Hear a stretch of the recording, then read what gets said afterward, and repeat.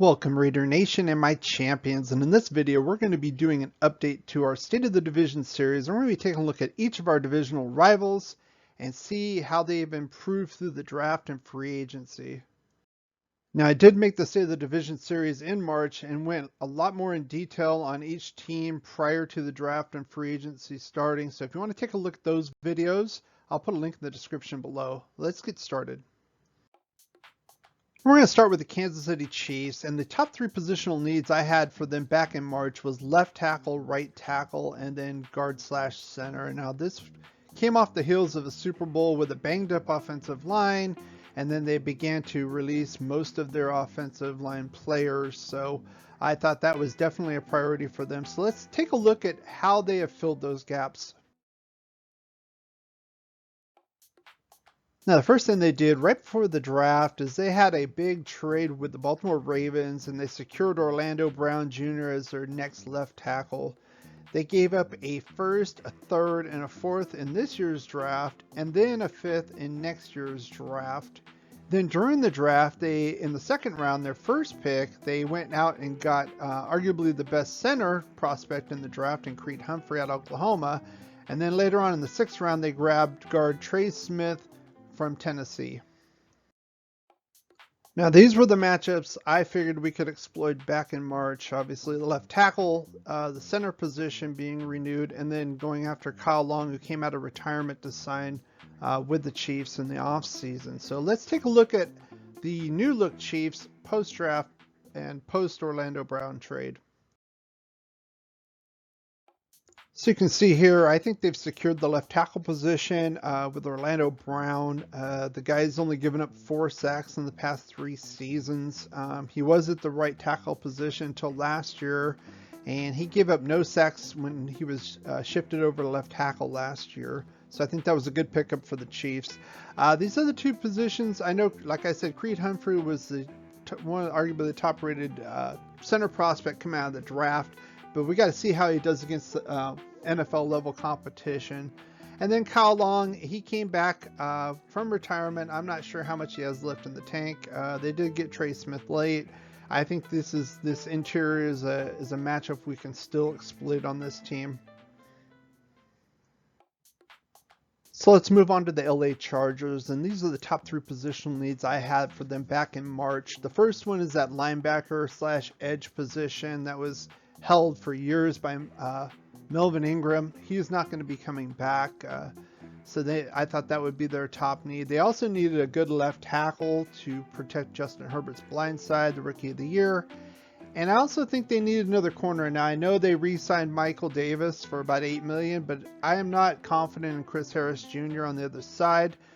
So I think they need a good outside corner. So let's see how they address those positions. Now, they addressed all 3 positions in this year's draft. The first one being offensive tackle Rashawn Slater from Northwestern with their 13th overall pick. I think this guy kind of fell into their lap.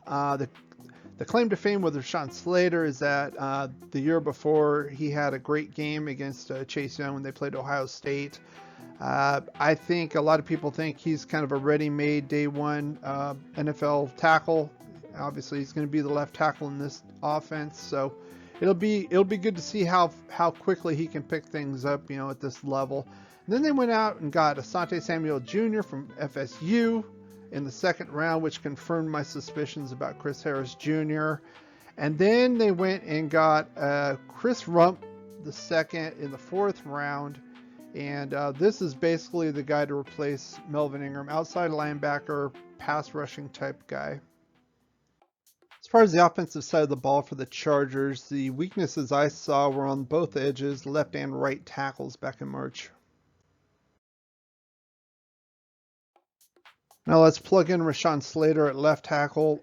They still have Brian Bulaga at right tackle. I think he's kind of on the backside of his career, more name only. I still put it as a liability for Slater. He is a rookie. I'm going to see how well he does against some of these pass rushers, especially in this division. I'd like to see how he fares against Yannick and his speed. So for right now, I think it's a matchup we can still exploit. As far as the defensive side, I saw three issues with the Chargers back in March. First, obviously, we talked about Chris Harris Jr. Next, Jerry Tillery, former first-round pick at nose tackle, has been moved to end, not really performing to that first-round grade. And then also at nickel, I think there's some issues there that many teams could exploit.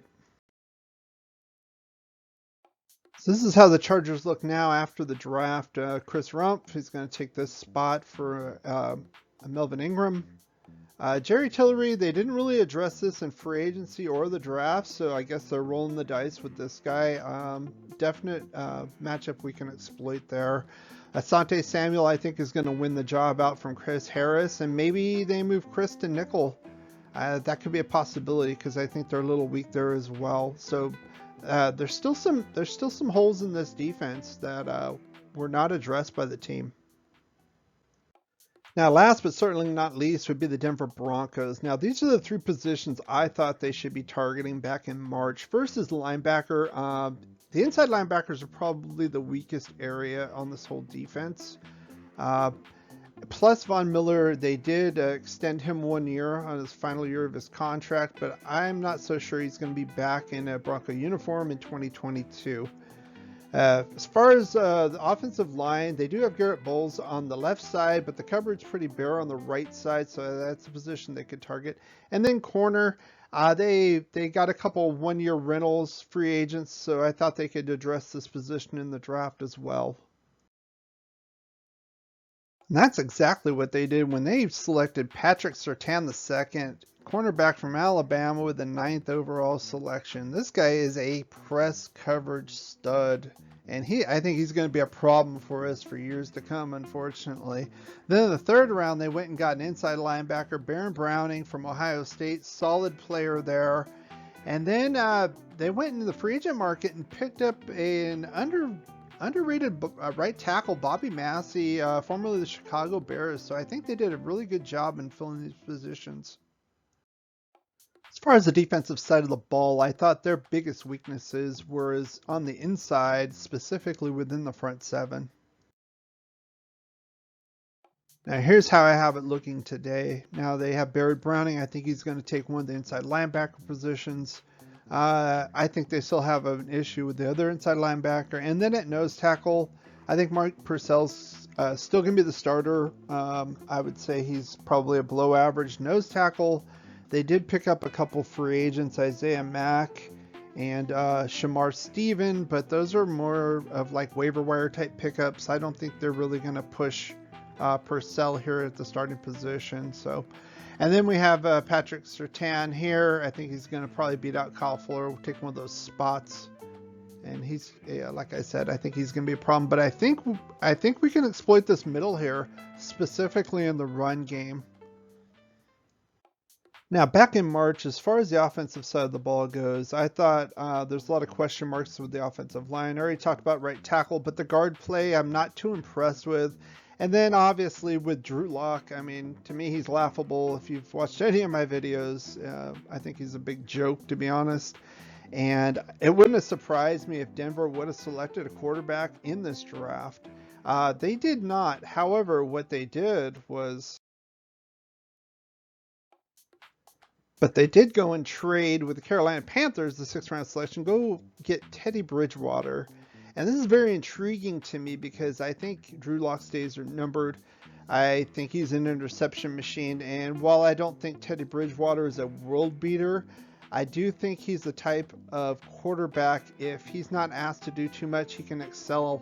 And that's what was happening at the end of his tenure with Minnesota. And also with New Orleans, you know, if he didn't have to do too much, he excelled there. So I think that's a definite upgrade, especially in this type of system. The guard play is still the same. I'm not too impressed. Same thing with Cushenberry. Like I said, I want to slam a guy 1 year in the league, but yeah, there's definite area here in the interior offensive line that hopefully we can exploit with some good pass rush. And then Massey, I think this was a solid pickup for them. He's a 72 grade at PFF, and while not a great player, a good player. Now, there's one other thing I want to mention, and that is we're going to be having another live stream, and it's going to be tomorrow night, Saturday at 8 o'clock 11:10 Central, and we're going to go over some recent Raider news, and I'm going to have a big announcement for a live stream event that's going to be happening next week, so don't miss it. So if you did enjoy this video, why not give it a thumbs up, like, share, and subscribe to the channel. If you have any comments, put them below. I read every comment and I respond to just about every as well. Thanks for watching and supporting this channel, and as always, go Raiders.